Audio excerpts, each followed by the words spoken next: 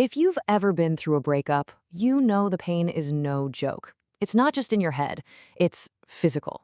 You feel it in your chest. So why does it hurt so much? Well, it turns out there's some pretty incredible science behind it. Today, we're going to get into the neuroscience of heartbreak, what's actually happening inside your brain, and more importantly, what you can do to start healing. So let's just cut right to the chase with this powerful idea.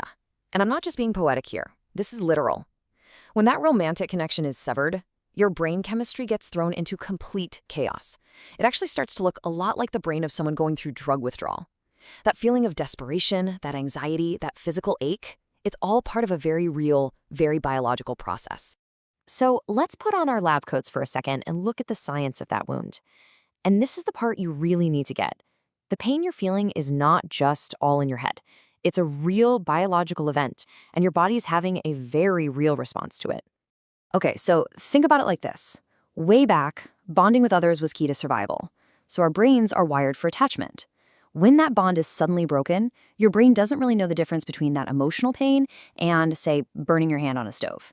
It sounds a literal alarm, lighting up the exact same parts of the brain that process physical pain. So yeah, that ache in your chest, your brain thinks it's a real injury.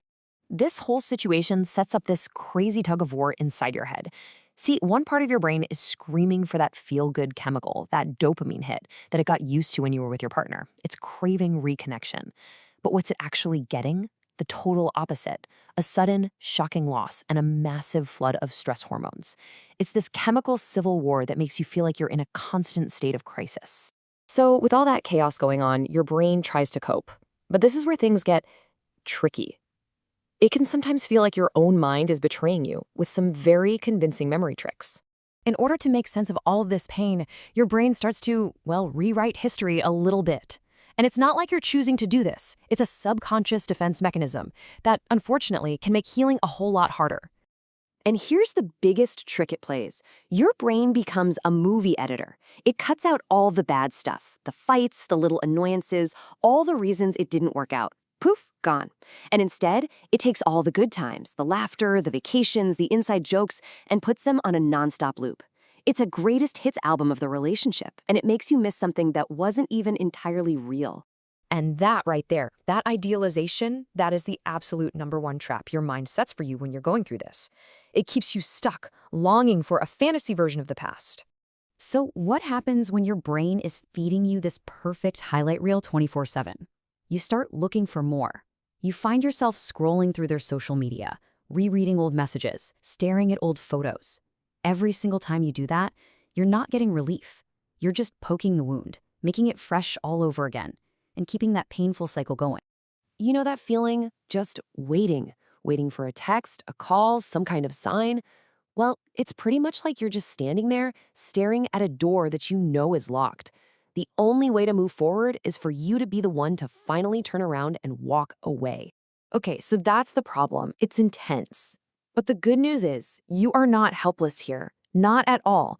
Now let's talk about how you take back control. Let's get into some real practical tools you can use to start healing. First up, something called the letting go box. This isn't about angrily torching everything. It's a ritual. It's a calm, deliberate act. You gather up the photos, the gifts, the little reminders, and you place them in a box. You seal it. What you're doing is creating a powerful physical symbol for your brain. You're saying these things, these emotions are now contained. They are outside of me.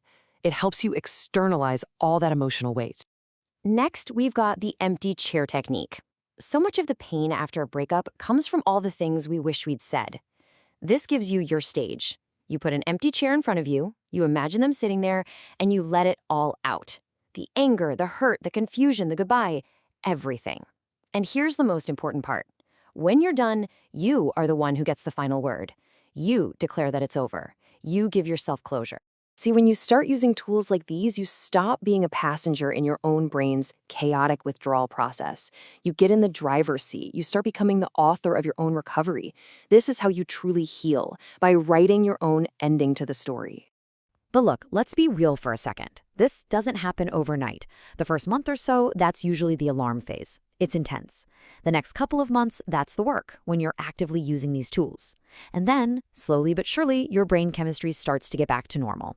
The goal isn't to erase the person from your memory, it's to get to a place of emotional neutrality, where you can think about them without that gut punch feeling.